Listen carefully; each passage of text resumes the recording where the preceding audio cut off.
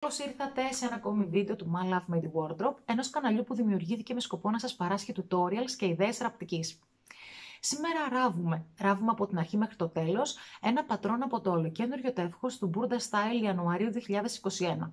Πρόκειται για το pullover 112, το οποίο φιλοξενείται στο εξώφυλλο του περιοδικού. Θα βλέπετε να το φορώ και εγώ σήμερα στο βίντεο αυτό. Λοιπόν, είναι ένα pullover το οποίο έχει ρεγκλάν μανίκια, τα οποία είναι πολύ φαρδιά και καταλήγουν στο τελείωμα σε σούρα και φάσα μανικιού, η οποία μέσα έχει λάστιχο. Επιπλέον έχει πάρα πολύ φαρδί ζιβάγκο γιακά, ο οποίος ενώνεται στη λαιμόκοψη και περνάμε λάστιχο, κάνουμε τούνελ λάστιχο και περνάμε λάστιχο και στο τελείωμα, στο στρίφωμα κάτω στην μπλούζα, περνάμε διπλοβελόνα. Αν κάποια από αυτές τις τεχνικές σας φαίνεται δύσκολη, αν είστε αρχάρια και δεν είστε πολύ εξοικειωμένοι με κάποια από τις τεχνικές που χρησιμοποιεί το περιοδικό Burda Style, μην ανησυχείτε, στο βίντεο εξηγώ πολύ αναλυτικά κάθε ένα από τα στάδια, τα επιμέρους στάδια, οπότε ευελπιστώ ότι στο τέλος θα μπορέσετε κι εσείς να φτιάξετε ένα υπέροχο, καινούριο, δικό σας πουλοβεράκι. Αν σας αρέσουν τα βίντεο αυτού του τύπου, τα tutorials και ιδέες ραπτικής, μην ξεχάσετε να κάνετε εγγραφή στο κανάλι. Πάμε να ξεκινήσουμε. Θα ξεκινήσουμε με κάποιες βασικές πληροφορίες, όπως πάντα, για το συγκεκριμένο πατρόν. Αν έρθουμε λοιπόν στις σελίδες εδώ του περιοδικού, θα δούμε ότι πρέπει να ξεσηκώσουμε από το φύλλο Β τα κομμάτια του πατρόν που είναι με μπλε χρώμα, τα κομμάτια 1, 2, 3 και 4. Το 1 είναι το μπροστινό κομμάτι, το 2 είναι το πίσω κομμάτι, το 3 είναι το μανίκι και το 4 είναι η λαιμόκοψη, ο γιακάς μάλλον.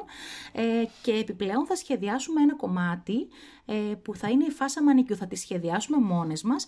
Εδώ μας δίνει τις διαστάσεις για το κόψιμο του κομματιού α, θα το κάνουμε πάνω στο ύφασμα, ωστόσο εγώ προτιμώ πάντα να το περνάω στο ριζόχαρτο και να βγάζω δηλαδή τις διαστάσεις πάνω στο χαρτί και μετά να πηγαίνω και να κόβω το ύφασμά μου. Με μπερδεύει πάρα πολύ να πάω απευθείας στο ύφασμα. Σε ό,τι αφορά στην ποιότητα του υφάσματος, επειδή πρόκειται για pullover, μπορούμε να χρησιμοποιήσουμε είτε λεπτό πλεκτό, όπως θα χρησιμοποιήσω και εγώ, είτε ζέρσελέι υφάσματα μεσαίας έως βαριάς ποιότητας, είτε υφάσματα footer. Επιπλέον για το πουλοβεράκι μας, πέρα από το ύφασμα, θα χρησιμοποιήσουμε λάστιχο με 1 εκατοστό φάρδος και θα χρειαστούμε περίπου 1 μέτρο από αυτό. Θα το τοποθετήσουμε στην λαιμόκοψη και θα χρειαστούμε και λάστιχο με 3,5 εκατοστά φάρδος. Θέλουμε περίπου 60 εκατοστά από αυτό το είδος του λάστιχου για να το βάλουμε στις μανσέτες των μανικιών, στα μανίκια. Και θα χρειαστούμε και μία διπλοβελόνα, διότι επειδή το ύφασμά μου είναι είτε πλεκτό είτε ζέρσε ή ελαστικό, θα πρέπει κάτω στο στρίφωμα να κάνω διπλοβελόνα για να διατηρήσει η βελονιά την ελαστικότητά της. Οπότε με τη διπλοβελόνα δεν κινδυνεύει να ξυλωθεί εύκολα.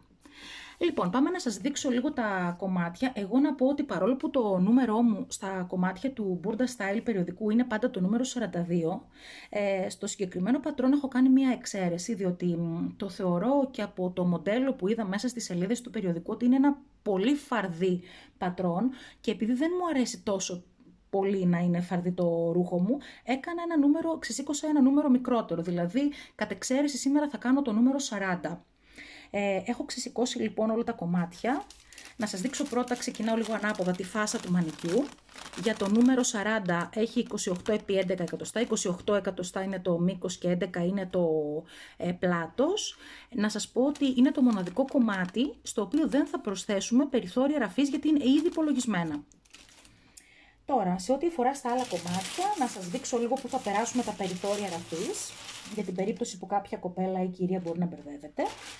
Αυτό εδώ είναι το κομμάτι νούμερο 1 του πατρόν. Περνάω περιθώρια ραφής γύρω-γύρω, 1,5 εκατοστό περιθώριο ραφής γύρω-γύρω.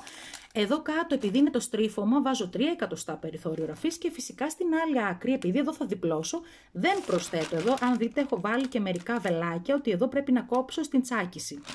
Επιπλέον, προσέξτε, το συγκεκριμένο κομμάτι έχει ένα σημαδάκι. Γενικά, τα κομμάτια του πατρόν, του συγκεκριμένου ρούχου, δεν έχουν πολλά σημάδια. Προσέξτε εδώ λοιπόν στο κομμάτι νούμερο 1, ότι υπάρχει το σημαδάκι 4. Είναι εδώ που θα κάνουμε την ένωση με το μανίκι. Και επιπλέον, εδώ αν δείτε έχω κάνει και εγώ ένα λάθος και προσέξτε μην το κάνετε κι εσείς, γι' αυτό θα σας το επισημάνω. Εδώ λοιπόν ψηλά πάνω στη λαιμόκοψη, έχει το πατρόν μία γραμμούλα, μικρή γραμμούλα που λέει elastic casing. Εδώ δηλαδή μας δίνει σε ποια θέση θα περάσουμε στη συνέχεια το λάστιχο. Προσέξτε, εγώ την πάτησα, πήρα και το σχεδίασα όπως ήταν, ωστόσο η γραμμή που δίνει το περιοδικό είναι για το νούμερο 36. Εσείς θα πρέπει να υπολογίσετε περίπου από το τελείωμα της λαιμόκοψης περίπου 1 εκατοστό και 2 χιλιοστά, δηλαδή 12 χιλιοστά αν το μέτρησα καλά είναι η απόσταση και όχι τόση. Αυτό είναι η απόσταση από το νούμερο 36. Εντάξει, εδώ έβαλα και την γραμμή λοιπόν του λάστιχου. Το κομμάτι νούμερο 2 είναι το πίσω κομμάτι του πατρόν. Επίσης προσθέτω περιθώρια ραφής πάνω. Έχω βάλει και τον αριθμό των ραφών. Εντάξει, αν και είναι πολύ εύκολο πατρόν, δεν νομίζω ότι θα μας μπερδέψει ιδιαίτερα. Στο πλάι 1,5 εκατοστό, συνεχίζω μέχρι κάτω και κάτω στο στρίφωμα. Είναι 3 εκατοστά το περιθώριο ραφής. Και επίσης σε αυτήν εδώ την άκρη δεν βάζω περιθώριο ραφής, δεν προσθέτω, διότι όπως βλέπετε και από τα βελάκια, εδώ κόβω το πατρόν στην τσάκιση, το ύφασμα στην τσάκιση. Το νούμερο 3 είναι το κομμάτι του μανικιού που είναι αρκετά μεγάλο κομμάτι πατρόν, το νούμερο 3. Επίσης εδώ πρέπει να προσθεθεί προσθέτω γύρω-γύρω 1,5 εκατοστό περιθώριο ραφής παντού. Γύρω-γύρω, εδώ δεν υπάρχει καμία εξαίρεση και κάτω, μην μπερδευτείτε, εδώ δεν είναι το στρίφωμα, εδώ θα μπει η μανσέτα. Και από την άλλη μεριά, παντού γύρω-γύρω 1,5 εκατοστό περιθώριο ραφής. Εδώ υπάρχει πάλι το σημαδάκι νούμερο 4, είναι καλό να το βάλετε, το νούμερο 4, γιατί είναι αυτό μας δείχνει ότι αυτή η πλευρά είναι η μπροστά πλευρά του μανικιού και θα ενωθεί με την μπροστά πλευρά της μπλουζίτσας μας. Οπότε βάλτε εδώ το σημαδάκι νούμερο 4 για να μην μπερδευτούμε στη συνέχεια. Και εννοείται το μανίκι το κόβετε ζευγάρι, δεν κόβετε δύο πανομοιότυπα κομμάτια, κόβετε ένα έτσι και ένα από την άλλη μεριά, όταν θα πάτε στο ύφασμα. Και το κομμάτι νούμερο 4 είναι το κομμάτι του γιακά, το οποίο επειδή επίσης κόβεται στην τσάκιση, από εδώ δεν προσθέτω περιθώριο ραφής, στη μεριά δηλαδή που θα κόψω στην τσάκιση, γι' αυτό και βάζω τα βελάκια, βάζω περιθώριο ραφής γύρω-γύρω 1,5 εκατοστό, όπως μου υποδεικνύει το περιοδικό, γύρω-γύρω-γύρω. Αυτά σε ό,τι αφορά στο πατρόν. Για τη δική μου μπλούζα, όπως σας είπα, έχω πάρει να χρησιμοποιήσω λεπτό πλεκτό, το οποίο αγόρασα από ελληνικό διαδικτυακό κατάστημα, όχι φέτος, πέρυσι. Είναι πάρα πολύ ωραία η ποιότητά του και έχω κόψει, όπως σας είπα, τα κομμάτια στο μέγεθος 40. Έχω βάλει σημαδάκια. Και το πρώτο πράγμα που με καλεί το περιοδικό να κάνουμε, με βάση τις οδηγίες του, είναι να πάμε στο μπροστά μέρος, το νούμερο 1, να πάρω το μπροστά μέρος και το νούμερο 2 που είναι το πίσω μέρος και να πάω και να ενώσω τις πλαϊνές ραφές. Ενώ δηλαδή, μην μπερδευτείτε, συνήθως τις μπλούζες οι οποίες έχουν ένωση στους ώμους, πάμε και ξεκινάμε από την ένωση στους ώμους. Επειδή εδώ δεν υπάρχει ένωση στους ώμους, υπάρχουν ρεγκλάν μανίκια, θα πάμε και θα κάνουμε πρώτα τις πλαϊνές ραφές. Επίσης, να πω ότι επειδή πρόκειται για ελαστικό ύφασμα, θα χρησιμοποιήσω βελόνα για πλεκτά και ραφή zigzag με μικρό μήκος ραφής. Αν η μηχανή σας έχει ελαστικές βελονιές, μπορείτε να χρησιμοποιήσετε ελαστική βελονιά. Εμένα μου αρέσει περισσότερο, είτε έχει μηχανή είτε όχι, να χρησιμοποιώ στα πολύ ελαστικά υφάσματα όπως είναι και αυτό εδώ, να χρησιμοποιώ την βελονιά zigzag, μου παρέχει μια απίστευτη ασφάλεια, δεν μου έχει ξυλωθεί ποτέ κανένα ρούχο. Οπότε έτσι θα κάνω και σήμερα. Πάμε λοιπόν, βάζω καλή με καλή το πίσω κομμάτι πάνω στο μπροστινό και ενώνω τις πλαϊνές ραφές. Για να το κάνω μπροστά στην κάμερα και θα το περάσω μετά από τη μηχανή, για να μην μπερδέψω κάποιον από εσάς. Λοιπόν, η καλή κοιτάει προς τα εμένα, η καλή του υφάσματος κοιτάει προς τα εμένα και εδώ η καλή μπαίνει από μέσα. Θα έρθω λοιπόν τώρα και θα κάνω, αφού το τοποθετήσω καλά, με πολύ προσοχή, θα έρθω και θα ράψω τις πλαϊνές ραφές. Τις ράβω και έρχομαι για να συνεχίσουμε. Ελάτε να σας δείξω τι έχω κάνει. Είμαι στο μπροστά και το πίσω κομμάτι της μπλούζας, δηλαδή στο κομμάτι 1 και στο κομμάτι 2 του πατρόν. Έχω ενώσει τις πλαϊνές ραφές με τη ραφή zigzag που σας είπα. Και στη συνέχεια πήγα στον κοπτοράπτη, τη καρύκωσα και τη σιδέρωσα ανοιχτά. Έτσι μου λέει το περιοδικό να κάνω. Και από τη μία πλευρά και από την άλλη πλευρά. Ωραία. Τώρα λοιπόν αυτό εδώ το κομμάτι 1 που το έχω ενώσει με το κομμάτι 2, θα πάω και θα το αφήσω στο πλάι και θα δουλέψω με το μανίκι. Παίρνω λοιπόν το κομμάτι του μανικιού, είναι αυτό εδώ, παίρνω το κομμάτι του μανικιού, με την καλή πλευρά του να κοιτάει προς τα εμένα. Το ανέφερα και στην αρχή του βίντεο, τα μανίκια δεν τα κόβουμε ποτέ πανομοιότυπα, κόβουμε ζευγάρι. Δηλαδή, το πατρόν μία φορά θα κοιτάει έτσι και μία φορά θα κοιτάει έτσι στο ύφασμα. Και αμέσως καταλαβαίνουμε στο συγκεκριμένο πατρόν ποιο μανίκι είναι το δεξί και ποιο το αριστερό από το σημαδάκι που θα το ενώσουμε με το μπροστά μέρος. Αυτομάτως καταλαβαίνουμε ότι το συγκεκριμένο μανίκι είναι το δεξί, διότι εδώ θα ενωθεί με το μπροστά μέρος της μπλούζας. Λοιπόν, με την καλή να κοιτάει προς τα εμένα, πάω και ενώνω τις πλαϊνές άκρες του μανικιού. Για να δω αν φαίνεται όλο. Εδώ, βάζω καρφίτσες, πολύ καλά, δεδομένου ότι είναι αρκετά ελαστικό το ύφασμα και θα μου γλιστράει στην ραφή. Βάζω λοιπόν καρφίτσες από την άκρη της μασχάλης μέχρι κάτω, η άκρη αυτού του κομματιού δεν είναι το στρίφωμα, είναι το σημείο που θα κάνουμε τη σούρα, γι' αυτό δεν το αναφέρω στρίφωμα. Έχει από κάτω τη μανσέτα. Λοιπόν, βάζω αρκετά πυκνές καρφίτσες.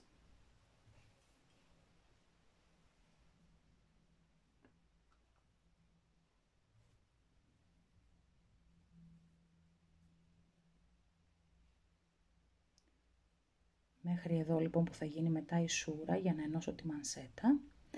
Και πάω στην μηχανή και με ραφή zigzag στο 1,5 εκατοστό περιθώριο ραφής κάνω την ραφή της ένωσης. Λοιπόν, έχω ήδη ετοιμάσει το άλλο μανίκι. Τώρα βλέπουμε πάλι την ανάποδη. Έχω ήδη κάνει τη ραφή της ένωσης και μετά πήγα στον κοπτοράπτη, καρύκωσα και σιδέρωσα τα περιθώρια ραφής ανοιχτά. Οπότε την ίδια διαδικασία που έκανα για το ένα μανίκι θα πάω να κάνω και για το άλλο και έρχομαι να συνεχίσουμε. Αυτό που καλούμαστε να κάνουμε στη συνέχεια είναι να δουλέψουμε πάλι στο κομμάτι του μανικιού και συγκεκριμένα αφού σε προηγούμενη φάση το έχουμε ενώσει τις πλαϊνές άκρες του, έχουμε καρικώσει και έχουμε σιδερώσει ανοιχτά τα περιθώρια ραφής, θα πάμε και θα δουλέψουμε κάτω, στην κάτω άκρη του, εδώ δηλαδή που θα έρθουμε στη συνέχεια και θα ενώσουμε την φάσα του μανικιού και συγκεκριμένα αυτό που μας ζητάει το περιοδικό είναι να δημιουργήσουμε μία σούρα. Έχω ξαναδείξει σε προηγούμενα βίντεο πώς κάνουμε σούρα και στο χέρι και στη ραπτομηχανή. Σήμερα θα επιχειρήσω να την κάνω στο χέρι, διότι το ύφασμά μου είναι πλεκτό και μου φαίνεται πιο εύκολο. Ξαναλέω, είμαστε στο κάτω μέρος, στο τελείωμα του μανικιού, εδώ που θα έρθουμε και θα ενώσουμε τη φάσα του μανικιού. Για το σκοπό αυτό λοιπόν, για να μπορέσω να δημιουργήσω τη σούρα, έχω βάλει σε βελόνι διπλή κλωστή, η οποία είναι πολύ εστερική, δεν κόβεται εύκολα και στην άκρη της έχω κάνει ένα μεγάλο κομπάκι, εδώ μάλλον στη μηχανή φαίνεται καλύτερα, τετραπλό, πενταπλό κομπάκι, αρκετά καλά τον έχω δέσει τον κόμπο μου, γιατί φοβάμαι μήπως και μου ξεφύγει μέσα από τις ίνες του πλεκτού ρούχου. Λοιπόν, ξεκινώ λοιπόν, θα το κάνω μέσα στο περιθώριο ραφής, δηλαδή σε μικρότερη απόσταση από το 1,5 εκατοστό στο οποίο θα ράψω στη συνέχεια, οπότε περίπου στο 1 εκατοστό υπολογίστε, ξεκινώ από εδώ, κάνω μεγαλούτσικες βελονιές.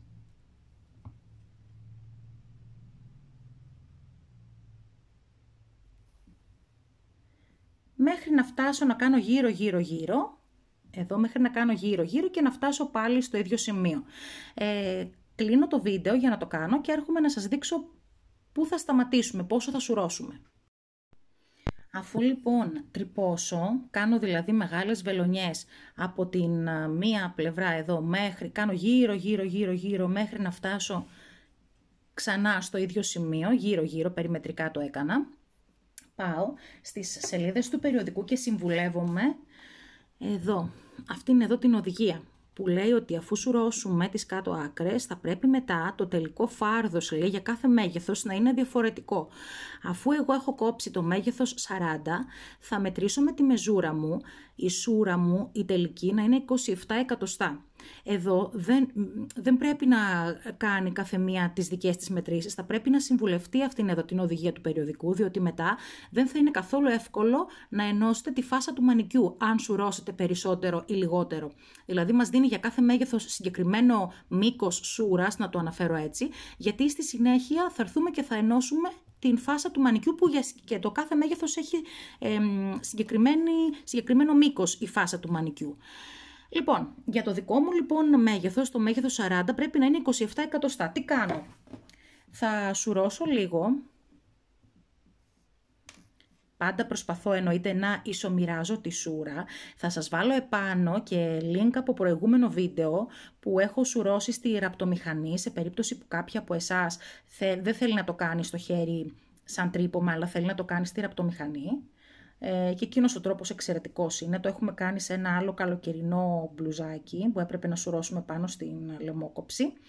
Λοιπόν, για να ξεκινώ να μετρώ, να κάνω δοκιμές, πρέπει λοιπόν να το μετρήσω από εδώ, η σούρα μου να είναι 27 εκατοστά.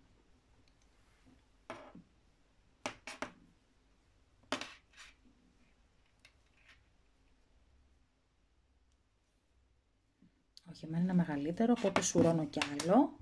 Το βλέπετε εσείς, το βελόνι όταν τελειώσετε με το τρύπωμα δεν το αφαιρείτε, το κρατάμε εδώ, γιατί πρέπει να τραβάω τη σούρα. Να σουρώνω και να ξεσουρώνω, όπως έχω ξαναπεί και σε άλλο βίντεο. Λοιπόν, για να δούμε τώρα, θα μετράμε συνέχεια αυτήν εδώ την περίμετρο αυτού εδώ του κύκλου. Γιατί εδώ σχηματίζεται ένας κύκλος στο άκρο του μανικιού. Θα μετρώ κάθε φορά αυτή εδώ η περίμετρος. Για το μέγεθός μου, το μέγεθος 40, θέλω να έχει 27 εκατοστά, να είναι 27 εκατοστά η περίμετρος. Εσείς ανάλογα με το μέγεθος που θα κόψετε, θα συμβουλευτείτε το περιοδικό για να δείτε πού θα σταματήσετε. Λοιπόν, όταν βρω τα 27 εκατοστά, κάνω εδώ ένα πολύ καλό κόμπο για να σταθεροποιήσω τη σούρα και έρχομαι και την ισομοιράζω. Μην είναι σε κάποιο σημείο ευθεία και σε κάποιο άλλο σημείο πολύ σουρωμένο. Έρχομαι και το ισομοιράζω. Για πάμε να το κάνουμε. Αφού δημιουργήσουμε τη σούρα στην άκρη του ενός μανικιού, επαναλαμβάνουμε την ίδια ακριβώς διαδικασία και για το άλλο μανίκι. Και όπως βλέπετε, στη συνέχεια πάμε στη σιδερόστρα με τις φάσες μανικιού. Η φάσα βλέπει η ανάποδη προς τα εμένα, γιατί αυτό που θα κάνω τώρα είναι το εξής. Θα διπλώσω με τρόπο κατά μήκος, έτσι, θα διπλώσω κατά μήκος της μεγάλης πλευράς, στη φάσα του μανικιού και θα έρθω και θα περάσω με το σίδερο εδώ την τσάκιση. Αφού λοιπόν τη φάσα μανικιού την έχω σιδερώσει ώστε να δημιουργηθεί εδώ η τσάκιση, αυτή τη στιγμή βλέπω την εξωτερική πλευρά του υφάσματος. Για να συνεχίσω θα ανοίξω, θα ξεδιπλώσω δηλαδή, και στη συνέχεια το περιοδικό μου λέει να τη ράψω σαν κύκλο. Δηλαδή τι εννοεί? Καλή με καλή, το γυρνάω εδώ, τώρα βλέπω την καλή, καλή με καλή, θα πάω και θα ράψω στην μικρή πλευρά της φάσας μανικιού, αλλά προσοχή, όχι όλο το μήκος της μικρής πλευράς της, μέχρι τη γραμμή της τσάκισης, μέχρι δηλαδή το μέσο, γι' αυτό και προηγήθηκε το βήμα στη σιδερόστρα. Λοιπόν, εγώ τοποθετώ καρφίτσες, εδώ θα βάλω την καρφίτσα για να μου δώσει το σήμα ότι μέχρι εκεί θα ράψω, για να το βάλω καλά το ύφασμα. Εδώ.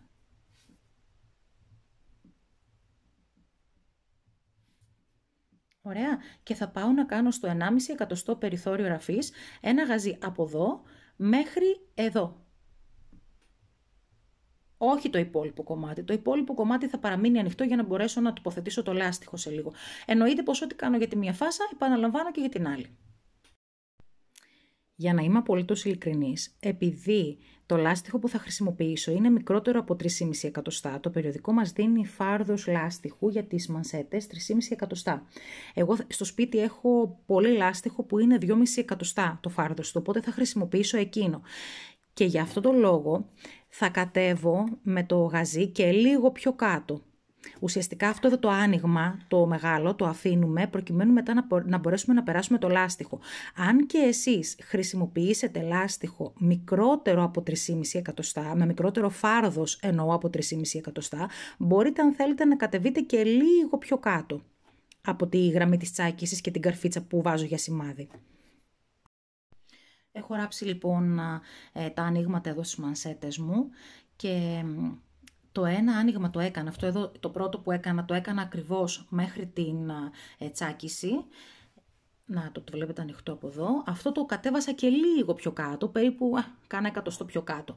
Λοιπόν, αυτό που πρέπει να κάνω τώρα είναι να πάω στη σιδερόστρα και να σιδερώσω πολύ καλά τα περιθώρια ραφής ανοιχτά. Προσέξτε, θα σιδερώσουμε και το ραμμένο κομμάτι και το άραφο κομμάτι θα διπλώσουμε τα περιθώρια ραφής που είναι 1,5 και 1,5 εκατοστό. Μετρήστε το λίγο με τη μεζούρα για να είναι 1,5 και 1,5 εκατοστό στη σιδερόστρα θα το μετρήσουμε και θα τα σιδερώσουμε και αυτά έτσι ανοιχτά. Δεν θα τα αφήσουμε διπλωμένα, οπότε πάμε σιδερόστρα. Ήρθε η ώρα τώρα να ενώσουμε τη μανσέτα στο κάτω μέρος του μανικιού μας. Λοιπόν, όπως την έχω φέρει από τη σιδερόστρα, θα την γυρίσω με τρόπο ώστε να βλέπω την καλή πλευρά και θα την τσακίσω στη μέση. Έτσι δηλαδή, την τσακίζω στη μέση, την είχα σιδερώσει την τσάκιση και είναι εύκολο να την τσακίσω τώρα. Λοιπόν, νάτι. Εδώ θέλει μια προσοχή με τα περιθώρια ραφής που τα έχω σιδερώσει μεν, αλλά είναι άραφα. Και δημιουργείται αυτό εδώ το κομμάτι.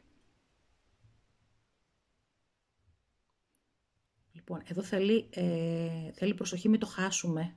Γιατί τώρα θα πάμε και θα ενώσουμε αυτό εδώ το ανοιχτό άκρο, ας το πω έτσι, της μανσέτας, στο κάτω άκρο του μανικιού που έκανα πριν τη σούρα. Λοιπόν, αυτό με κάποιο τρόπο πρέπει να το ασφαλίσω εδώ και εσείς να το ασφαλίσετε, γιατί πολύ φοβάμαι ότι θα το χάσουμε και μετά δεν θα μπορούμε να το ενώσουμε.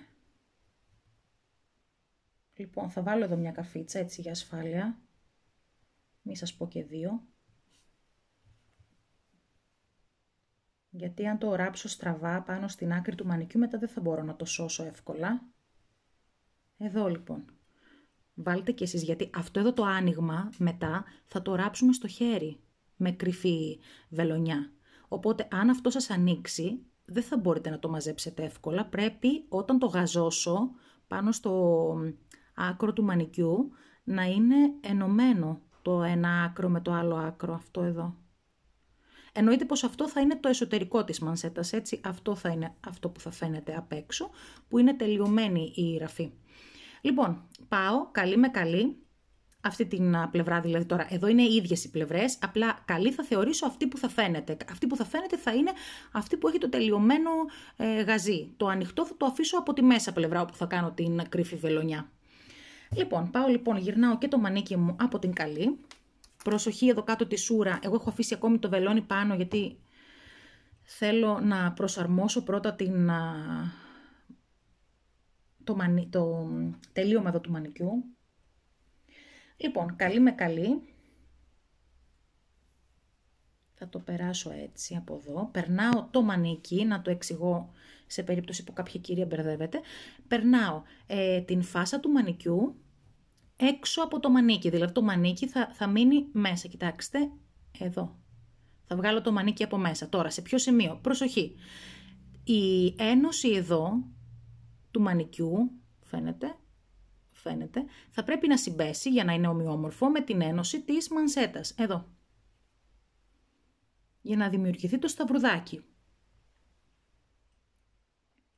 Έρχομαι λοιπόν και προσαρμόζω πολύ καλά, ξαναλέω καλή με καλή. Εδώ κοιτάξτε, επειδή έχω μετρήσει την σούρα μου να είναι 27 εκατοστά, έρχεται και κουμπώνει υπέροχα το ένα κομμάτι του υφάσματος πάνω στο άλλο. Δεν έχω προβλήματα. Λοιπόν, θα περάσω καρφίτσες γύρω-γύρω, εδώ, και με πολύ προσοχή θα κάνω στο 1,5 εκατοστό περιθώριο ραφής, γαζί, εννοείται πάλι ζιγζάκ, και έρχομαι να σας δείξω το αποτέλεσμα. Εδώ στη μηχανή υπάρχει μια τεχνική δυσκολία, ας το πω έτσι, διότι καλούμαστε να ράψουμε μαζί 3 κομμάτια ενός αρκετά ογκώδους υφάσματος. Είναι από κάτω το ύφασμα με τη σούρα, και από πάνω είναι το διπλό ύφασμα της μανσέτας. Δεν είναι καθόλου δύσκολο, απλώς πρέπει να δείξουμε λίγη περισσότερη προσοχή και με το αριστερό χέρι να βοηθάμε τη διαδικασία. Να προσπαθούμε πάντα να είμαστε σίγουρες ότι από κάτω, επειδή πρόκειται για μικρό άνοιγμα, δεν έχει πιαστεί κάποια άλλη πλευρά. Εδώ είναι μόνο τα 3 κομμάτια που θέλω να ράψω. Επίσης, λίγο να κάνουμε με το χέρι μας τη σούρα, έτσι δώστε λίγη σημασία. Είναι κρίμα να ράψετε και το κάτω κομμάτι και μετά να χρειάζεται ξύλωμα. Έλατε τώρα να δούμε πόσο όμορφο είναι το αποτέλεσμα. Κοιτάξτε η μανσέτα στην άκρη του μανικιού και δεν έχει τελειώσει ακόμη, πρέπει να περάσουμε και το λάστιχο από μέσα, θα το κάνουμε και αυτό σε επόμενη φάση. Λοιπόν, εδώ πάντα προσέχω ούτως ώστε η μία ραφή να πέφτει με την άλλη απανωτά, δεν ξέρω πόσο καλά φαίνεται στην κάμερα, μου αρέσει πολύ να δίνω σημασία σε αυτές τις λεπτομέρειες. Λοιπόν, κοιτάξτε το μανικάκι μου. Πάρα πολύ όμορφο. Και νομίζω ότι και η κάμερα το αδικεί. Στην πραγματικότητα είναι ακόμη πιο όμορφο. Λοιπόν, σε επόμενη φάση θα πάμε να κάνουμε εδώ τη ραφή που μόλις κάναμε. Θα πάμε στον κοπτοράπτη και θα την καρικώσουμε. Εδώ τα κραπιασμένα μαζί εννοείται, έτσι. Το γαζί που μόλις κάναμε λοιπόν, αυτό το περιθώριο, πάμε στον κοπτοράπτη και το καρικώνουμε μαζί. Το περιοδικό λέει να το ψαλιδίσουμε λίγο. Αλλά κάτι μου λέει ότι επειδή υπάρχει μεγάλος όγκος υφάσματος, αν το ψαλιδίσω, θα είναι πάρα πολύ δύσκολο να μπει μέσα στην εσοχή του κοπτοράπτη. Οπότε εγώ θα προτιμήσω να το αφήσω στο 1,5 εκατοστό και να κάνω εδώ πάνω το καρίκωμα. Αν θεωρείτε ότι θα σας είναι εύκολο να πάτε στο κοπτοράπτη με μικρότερο περιθώριο και να το καρικώσετε, ψαλιδίστε το όπως λέει το περιοδικό. Αφού λοιπόν πέρασα τις άκρες του γαζιού που μόλις έκανα στον κοπτοράπτη για να τις καρικώσω, νάτες εδώ, γυρνάω από μέσα το μανίκι, δηλαδή να βλέπω την εξωτερική πλευρά και το αφήνω για λίγο στο πλάι. Το περιοδικό μου έλεγε εξ αρχής να πάρω ένα λάστιχο 3,5 εκατοστών φάρδους που το μήκος του θα είναι 60 εκατοστά. Λοιπόν, εγώ όπως σας είπα και σε προηγούμενο σημείο του βίντεο, στο σπίτι έχω λάστιχο που έχει 2,5 εκατοστά φάρδος, οπότε θα χρησιμοποιήσω αυτό. Τι κάνουμε τώρα? Αυτό συνολικά είναι 60 εκατοστά. Πάω και το ισομοιράζω και το κόβω σε 2 ίσα κομμάτια. Να το, εδώ είναι η μέση, εντάξει. Πάω και το κόβω σε 2 ίσα κομμάτια. Το ένα θα πάει στο ένα μανίκι και το άλλο στο άλλο. Πώς θα περάσω όμως το λάστιχο? Στην άκρη του λάστιχου θα έρθω και θα βάλω μία παραμάνα. Όσο πιο μεγάλο κεφάλι έχει η παραμάνα σας, τόσο καλύτερα.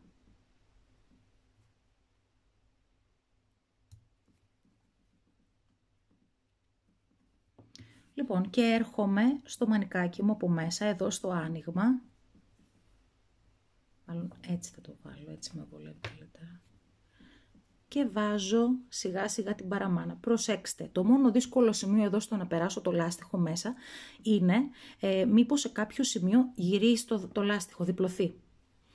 Γι' αυτό λοιπόν θα προσέχουμε πολύ να πάει όλο ευθεία. Λοιπόν, για πάμε με την παραμάνα, σας το δείχνω μπροστά στην κάμερα, σε περίπτωση που κάποια κοπέλα η κυρία δεν το έχει ξανακάνει, αν και δεν είναι καθόλου δύσκολο. Βλέπετε, το πάω γύρω-γύρω. Εδώ γι' αυτό σας είπα ότι όσο πιο μεγάλο είναι το κεφάλι της παραμάνας σας, τόσο πιο εύκολα θα το περάσετε το λάστιχο. Εδώ κάποια στιγμή θα προσέξουμε μην το χάσουμε μέσα το λάστιχο, έτσι. Όταν πλησιάζει για να βγει.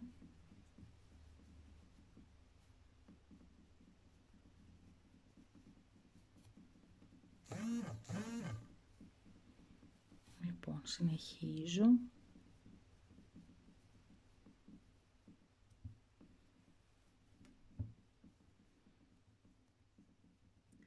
Και να το φτάσαμε στην άκρη. Εδώ, επειδή είναι διπλωμένη η άκρη, προσέξτε. Είναι διπλωμένο έτσι αυτό. Προσέξτε να βγει. Να το. Ωραία. Μην τα χάσουμε τώρα αυτά. Λοιπόν, το περιοδικό και πάλι, αυτά τώρα θα πάω στην ραπτομηχανή και θα τα ράψω. Αλλά το περιοδικό και πάλι μου δίνει οδηγία για το πόσο μεγάλο πρέπει να είναι το άνοιγμα αυτό. Αν θέλετε, τι θα πρότεινα. Μισό λεπτό να βάλω μια καρφίτσα για να μην το χάσω το λαστιχάκι μου εδώ. Τι θα μπορούσα να προτείνω? Όπως το έχετε εδώ, πριν πάτε στη ραπτομηχανή και το ράψετε, εδώ θα το ράψετε με zigzag πυκνό. για να μην το χάσουμε, έτσι. Πριν πάτε στη ραπτομηχανή και το ράψετε, μπορείτε να πάτε και να κάνετε με προσοχή πάντα μία δοκιμή στο χέρι σας. Στον καρπό σας, περάστε το μέσα. Εγώ βλέπω ότι εδώ είναι αρκετά φαρδί το μανίκι. Επομένως βλέπω ότι με παίρνει να το στενέψω κι άλλο, να τραβήξω δηλαδή κι άλλο το λάστιχο. Αυτό βέβαια πάντα εξαρτάται από τα γούστα της κάθε μιας από μας. Αν κάποια κυρία το θέλει να είναι αρκετά φαρδί, το αφήνει ως έχει. Εγώ το θέλω να είναι πιο στενό. Οπότε θα πάω και θα τραβήξω κι άλλο το λάστιχο. Το περιοδικό, και πάλι να σας το δείξω και στην κάμερα, μου δίνει κάποιες οδηγίες και κάποιες μετρήσεις. Είναι εδώ, σε αυτό εδώ το βήμα. Μου λέει ότι αφού μάλιστα μας στείνει λίγο ανάποδα την οδηγία, λέει γαζώστε απανωτά και το φάρδος θα πρέπει να είναι στο δικό μου μέγεθος 22 εκατοστά. Ναι, θα πρέπει πρώτα να το μετρήσω και μετά να το γαζώσω προφανώς, έτσι. Λοιπόν, αν θέλετε να ακολουθήσετε κατά γράμμα τις οδηγίες του περιοδικού, μπορείτε να μετρήσετε πάλι το άνοιγμα κάτω και ανάλογα με το μέγεθό σας να αφήσετε τόσα εκατοστά το λάστιχο. Εγώ θα το τραβήξω κι άλλο, θα δημιουργήσω δηλαδή πιο μικρό άνοιγμα, ας σουρώσει λίγο η φάσα του μανικιού, δεν με πειράζει, γιατί δεν θέλω να είναι τόσο μεγάλο. Εντάξει. Λοιπόν, και αφού ράψουμε εδώ το κομμάτι του λάστιχου, ερχόμαστε και με κρυφή βελονιά κάνουμε εδώ το άνοιγμα που είχαμε αφήσει πριν στη φάσα του μανικιού, ερχόμαστε και το κάνουμε με κρυφή βελονιά για να κλείσει. Για να σας δείξω στο δικό μου μέγεθος που περίπου θα το αφήσω, κοιτάξτε, εδώ κάνοντας πολλές δοκιμές κατέληξα ότι το θέλω κάπως έτσι, να είναι το τελείωμα του μανικιού μου. Οπότε, για να το βγάλω και να σας δείξω, τσιμπήθηκα τώρα με την καρφίτσα. Κοιτάξτε λοιπόν από εδώ, κάνοντας πολλές δοκιμές κατέληξα ότι θα έρθω και θα κόψω αυτό εδώ το κομμάτι του λάστιχου. Δηλαδή εξ αρχής το περιοδικό, στο δικό μου νούμερο, θα μπορούσε να χρησιμοποιήσει μικρότερο κομμάτι λάστιχου από το να μου ζητάει να μετρώ την περίμετρο εδώ του ανοίγματος. Δεν πειράζει, καλύτερα να το προσαρμόσει καθεμία στον δικό της καρπό του χεριού, ούτως ώστε να είναι ικανοποιημένη με το αποτέλεσμα που θα έχει από την μπλούζα της. Λοιπόν, το πέρασα από τη μηχανή με πυκνό ζιγζάκ, αρκετές φορές το πήγα πάνω κάτω για να είμαι απολύτως σίγουρη ότι έχει σταθεροποιηθεί καλά το λάστιχο και δεν κινδυνεύει να ξυλωθεί. Κόβω και το κομμάτι του λάστιχου που μου περίσσεψε και το κλείνω. Τώρα εδώ το άνοιγμά μου έχει λίγο ξεχυλώσει από το λάστιχο και το τράβα συνέχεια και τις δοκιμές. Θα προσπαθήσω να το διορθώσω όσο καλύτερα γίνεται με την κρυφή βελονιά. Κρυφή βελονιά θα πάρετε στο βελόνι πάλι διπλή κλωστή και θα έρθετε να το ράψετε όσο πιο κρυφά μπορείτε, ούτως ώστε να μην φαίνεται. Ούτως ή άλλως αυτό είπαμε ότι είναι από τη μέσα πλευρά του μανικιού μας και δεν θα είναι ορατό απ' έξω. Λοιπόν, έχω τελειώσει με τα μανίκια. Είναι έτοιμα και τα δύο, έχω κάνει και την κρυφή βελονιά από μέσα, οπότε μπορώ να προχωρήσω στο επόμενο βήμα, το οποίο είναι η ένωση των μανικιών με το κυρίως μέρος της μπλούζας μου. Αν θυμάστε, στα πρώτα βήματα στο βίντεο αυτό, σας είχα επισημάνει ότι μπορούμε να καταλάβουμε αν πρόκειται για το μπροστά ή το πίσω μέρος της μπλούζας από το σημαδάκι που φέρει μόνο το μπροστά μέρος. Νομίζω είναι το σημαδάκι νούμερο 4. Αυτό λοιπόν το σημαδάκι θα καθορίσει και το μανίκι, αν είναι το δεξί μανίκι ή το αριστερό μανίκι. Για να είμαι ειλικρινής, έχω ήδη περάσει το ένα, για να σας το δείξω έτοιμο, και τώρα θα περάσουμε μαζί το άλλο, για να δείτε τη διαδικασία. Λοιπόν, γυρνώ την μπλούζα με τρόπο ώστε να βλέπω το εσωτερικό της. Θέλω να βλέπω την ανάποδη πλευρά του υφάσματος της μπλούζας μου. Και από το άνοιγμα εδώ, στο άνοιγμα του μανικιού θα το φέρω εδώ. Με τέτοιο τρόπο ώστε να βλέπω το σημάδι. Ωραία. Επειδή θέλω τα υφάσματά μου να πέσουν καλή με καλή, με την καλή μεριά του μανικιού θα το περάσω μέσα από το άνοιγμα αυτό. Πάλι ψάχνω για να βρω το σημαδάκι. Να το σημαδάκι μου εδώ. Αυτό το σημαδάκι λοιπόν θα έρθει και θα πέσει πάνω σε αυτό της μπλούζας. Ξαναλέω, το μανίκι το βάζω μέσα στην μπλούζα, έτσι ώστε να είναι καλή με καλή των δύο κομματιών. Πού είναι? Εδώ είναι το σημάδι. Δεν κάνω να το τραβάμε και πολύ γιατί είναι πλεκτό και θα ξυλωθεί. Λοιπόν, τα σημάδια θα συμπέσουν. Ξεκινώ όπως πάντα να βάζω καρφίτσες από τις ραφές. Εδώ είναι η ραφή της μασχάλης και εδώ στο μανίκι. Θέλω να πέσουν απανωτά, ώστε όταν τελειώσει η ραφή να σχηματιστεί αυτό το σταυρουδάκι. Προσέχω να είναι ανοιχτά τα περιθώρια ραφής, μην τα ράψω πιασμένα. Λοιπόν, και αφού βάζω καρφίτσα για να σταθεροποιήσω εδώ την ραφή κάτω από τη μασχάλη, πάω μέχρι πάνω να βάλω καρφίτσες και από την άλλη μεριά το ίδιο. Για να το κάνουμε μαζί εδώ να το βλέπετε. Εδώ είναι λοιπόν το μπροστά μέρος της μπλούζας που έχω βάλει και το σημαδάκι μου. Προσοχή εδώ, μην το ξυλώσουμε παρακάτω. Το πλεκτό.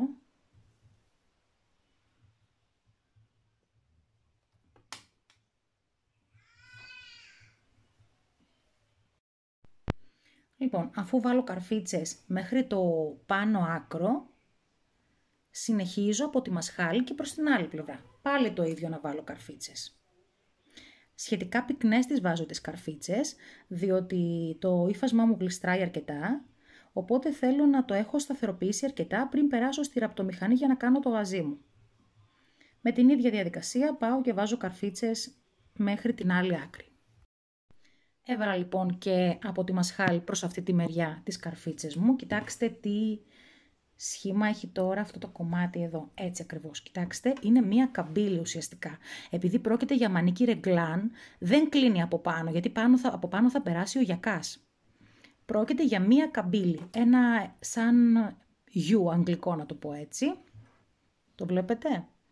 Θα πάω λοιπόν τώρα στη ραπτομηχανή και θα κάνω στο 1,5 εκατοστό το γαζί μου, πάλι ζιγζάκ εννοείται, σε όλα τα γαζιά του ρούχου θα είναι ζιγζάκ, στο 1,5 εκατοστό περιθώριο ραφής. Στη συνέχεια θα πάω στον κοπτοράπτη και θα τα καρικώσω πιασμένα μαζί και θα τα σιδερώσω προς τη μεριά του μανικιού.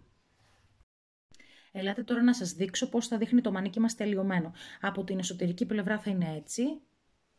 Πάλι η καμπύλη που σας έδειξα και πριν, μέχρι επάνω φτάνει. Το έχω σιδερώσει προς τη μεριά του μανικιού και αν το γυρίσω από την καλή πλευρά πλέον, κοιτάξτε το, για να το γυρίσω όλο το ρούχο. Λοιπόν, να το και από την καλή πλευρά, κοιτάξτε εδώ. Η ραφή πάει, τα περιθώρια ραφής πάνε προς το μανίκι, τα έχω σιδερώσει προς τα εκεί. Να το μανίκι μου. Και εδώ πάντα προσέχω, όπως έχω ξαναπεί τόσες πολλές φορές, το ένα γαζί να πέσει απανωτά πάνω στο άλλο, η ραφή πάνω στη ραφή, να σχηματιστεί το σταυρουδάκι κάτω από τη μασχάλη. Να το, πολύ όμορφο έχει γίνει. Πάμε να συνεχίσουμε. Λοιπόν, μας έμεινε το κομμάτι του γιακά και έχουμε σχεδόν ολοκληρώσει την μπλούζα μας. Έχω απλώσει το κομμάτι του γιακά με την καλή να κοιτάει προς τα εμένα. Είναι ένα αρκετά μεγάλο μακρύ κομμάτι. Αυτό που θα κάνω τώρα είναι να ενώσω καλή με καλή πάντα. Το διπλώνω στη μέση και πάω να ενώσω, να κάνω ένα γαζί στην μικρή πλευρά που ουσιαστικά είναι το πίσω κέντρο της πλάτης. Αυτή εδώ η ραφή που θα κάνω τώρα, θα βάλω καρφίτσες εδώ, θα κάνω το γαζί ζιγζάκ στο 1,5 εκατοστό περιθώριο ραφής και αυτό που θα σχηματίσω είναι το κομμάτι που θα μπει πίσω στο κέντρο της πλάτης. Τα περιθώρια ραφής στο γιακά πάω στη σιδερόστρα και τα σιδερώνω ανοιχτά. Στη συνέχεια θα πρέπει να γυρίσω το γιακά με τρόπο ώστε να βλέπω την καλή του πλευρά και μάλιστα να τον διπλώσω στη μέση. Αυτό μπορεί να γίνει πάρα πολύ εύκολα με τον εξής τρόπο. Παίρνω τη μία άκρη εδώ της ραφής και τη διπλώνω με τέτοιο τρόπο ώστε να πέσει πάνω στην άλλη άκρη της ραφής. Έτσι. Το βλέπετε εδώ.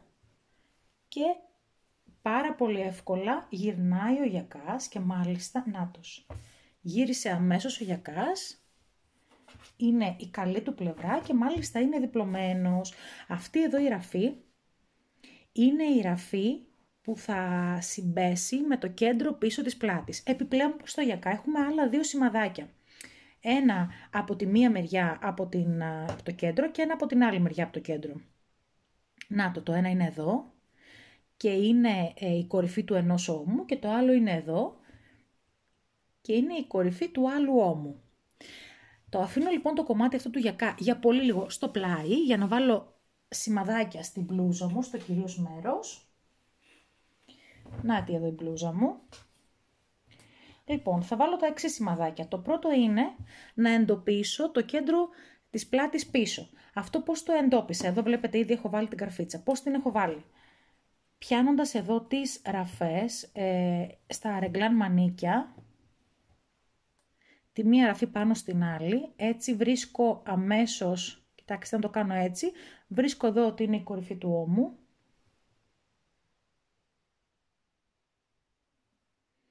Και με την ίδια διαδικασία στην άλλη μεριά πάλι η μία ραφή πάνω στην άλλη.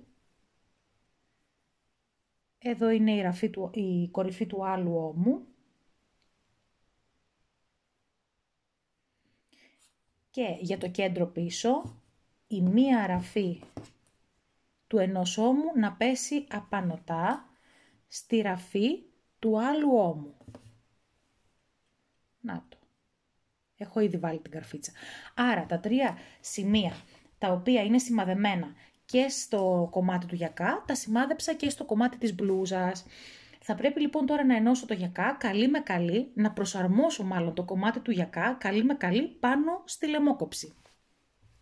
Θα ξεκινήσω καταρχήν από το πίσω, από το κέντρο πίσω της πλάτης, όπου θα πρέπει να πέσει πάνω σε αυτήν εδώ την ραφή του γιακά. Για να γυρίσω έτσι λίγο. Λοιπόν, για να διευκολυνθώ, θα περάσω το γιακά από μέσα, να βγάλω δηλαδή έξω την μπλούζα. Και σε πρώτη φάση θα εντοπίσω αυτά τα τρία σημεία. Λοιπόν, να το κέντρο πίσω, εδώ η καρφίτσα που έχω βάλει, θα πέσει ακριβώς εδώ. Την αφαιρώ και τη βάζω από πάνω. Εδώ, ορίστε το ένα σημείο. Πάω να βρω τον έναν ώμο, την κορυφή του ενός ώμου, λοιπόν, να τα σημαδάκια. Εννοείται πως τώρα που θα τοποθετήσω το γιακά θα τον προσαρμόσω έτσι να είναι καλά τακτοποιημένος, οι δύο πλευρές του. Για να βρω, νάτος και ο ώμος, η καρφίτσα. Εδώ λοιπόν να πέσει η καρφίτσα πάνω στο σημαδάκι. Και τη βάζω απ' έξω. Και από την άλλη μεριά επίσης που έχω το άλλο σημάδι του ώμου, στο γιακά, να το και εδώ, να το. Είναι η άλλη κορυφή του ώμου, από την άλλη πλευρά, να βρω, νάτι και από εδώ η άλλη καρφίτσα. Και με αυτόν τον τρόπο έχω βάλει το γιακά στα σημεία που έπρεπε αρχικά. Τώρα θα πάω και θα βάλω καρφίτσες περιμετρικά του γιακά και εννοείται και στο μπροστά κομμάτι. Λοιπόν, για να αρχίσω να βάζω καρφίτσες με πολύ προσοχή. Να το πω εδώ. Πολύ προσοχή εδώ στα περιθώρια ραφής, τα οποία έχω σιδερωμένα προς τις μεριές των μανικιών. Θα πρέπει να εξακολουθήσω να τα αφήσω να είναι προς τα εκεί. Μην τα ράψω κατά λάθος από την ανάποδη. Από τη μεριά του κομματιού της μπλούζας, δηλαδή και όχι του μανικιού. Θα πρέπει όταν τα ράψω να προσέξω ποια φορά κοιτάνε. Λοιπόν, θα βάλω γύρω-γύρω καρφίτσες στη λαιμόκοψη και επιστρέφω. Σε περίπτωση που κάποια από εσάς έχει μπερδευτεί με το πέρασμα του γιακά πάνω στη λαιμόκοψη, είναι ακριβώς η ίδια διαδικασία που ακολούθησα και όταν πέρασα τη φάσα του μανικιού πάνω στο τελείωμα του μανικιού. Ακριβώς η ίδια διαδικασία. Καλή με καλή, τοποθέτησα το γιακά. Ο γιακάς και οι δύο πλευρές του ουσιαστικά είναι καλές. Θεωρώ εγώ μία ότι θα είναι καλή, αυτή που θα φαίνεται, και η άλλη τη θεωρώ ότι είναι η εσωτερική, αυτή που δεν θα φαίνεται. Τοποθέτησα λοιπόν καλή του γιακά πάνω στην καλή της μπλούζας και έβαλα καρφίτσες περιμετρικά, γύρω-γύρω στη λαιμόκοψη. Το βλέπετε, έχει σχηματιστεί ένας πολύ μεγάλος κύκλος. Αυτή είναι η λαιμόκοψη. Αυτό που βλέπετε τώρα είναι το εσωτερικό του κυρίως μέρους της μπλούζας. Λοιπόν, αυτό που θα πρέπει να κάνω τώρα είναι να πάω στη ραπτομηχανή, αφού τοποθέτησα πολλές καρφίτσες γύρω-γύρω. Ξαναλέω, ξεκινώ πάντα από το κέντρο πίσω, από το κέντρο της πλάτης, με τη ραφή του γιακά. Έβαλα μετά στα σημαδάκια στις κορυφές των ώμων και στη συνέχεια ισομήρασα το υπόλοιπο μέρος του γιακά στην μπλούζα, στη λαιμόκοψη της μπλούζας. Λοιπόν, θα πάω στη ραπτομηχανή και θα κάνω ένα γαζί στο 1,5 εκατοστό περιθώριο ραφής. Ενδεχομένως χρειαστεί σε κάποια σημεία λίγο να κρατάμε τραβηγμένο το κομμάτι του υφάσματος για να μπορεί να ραφεί καλύτερα. Λοιπόν, πάω να κάνω τη zigzag ραφή και έρχομαι για να βάλουμε τις τελευταίες πινελιές και να τελειώσει η μπλουζίτσα μας. Έχω κάνει τη ραφή εδώ, την ένωση του γιακά με την μπλούζα και στη συνέχεια πήγα στο κοπτοράπτη και το καρύκωσα εδώ τη ραφή. Αυτό που πρέπει να κάνω για να ολοκληρώσω τη διαδικασία με το γιακά είναι να πάω και να κάνω εδώ κάτω, άκρη, πολύ άκρη, ένα πάλι γαζί zigzag, ουσιαστικά να δημιουργήσω ένα μικρό τούνελ μέσα από το οποίο θα περάσω το λάστιχο. Το λάστιχο, κατά τη γνώμη μου, είναι προαιρετικό στο γιακά. Αν εγώ το δοκίμασα και θα προτιμούσα να το περάσω. Αν θέλετε πριν κάνετε όλη αυτή τη διαδικασία, δοκιμάστε την μπλούζα και αν σας αρέσει έτσι πως πέφτει ο γιακάς, αφήστε το χωρίς λάστιχο. Εγώ θα το περάσω γιατί έχω μια περιέργεια να δω πώς θα είναι με το λάστιχο. Τώρα, θα κάνω το γαζί αυτό το zigzag εδώ, άκρη, για να δημιουργηθεί όσο πιο μεγάλο τούνελ γίνεται. Θα το κάνω γύρω-γύρω και θα αφήσω μόνο ένα πολύ μικρό κομματάκι, εδώ στο μανίκι, εδώ, ένα μικρό κομματάκι, 2 εκατοστά ξέρω εγώ ανοιχτό, για να το περάσω μέσα από την παραμάνα το λάστιχο και να το ξαναβγάλω από εδώ. Είναι η ίδια ακριβώς διαδικασία που έκανα και στο μανίκι. Μόνο που στο μανίκι, στη φάση του μανικιού, ήταν πάρα πολύ μικρό το μήκος του λάστιχου και έγινε πάρα πολύ γρήγορα. Εδώ πάλι με την παραμάνα, αφού δημιουργήσω πρώτα το τούνελ, θα το βάλω μέσα, θα το πάω γύρω και θα το ξαναβγάλω από την άλλη μεριά. Όταν λοιπόν περάσω το λάστιχο, συμβουλεύομαι πάλι το περιοδικό, το οποίο και πάλι μου δίνει, ανάλογα με το μέγεθός μου, πόσο μήκος πρέπει να έχει ο γιακάς τελειωμένος. Εδώ για το μέγεθος 40 που είναι το δικό μου λέει ότι θα πρέπει να είναι 86 εκατοστά μετά το πέρασμα του λάστιχου.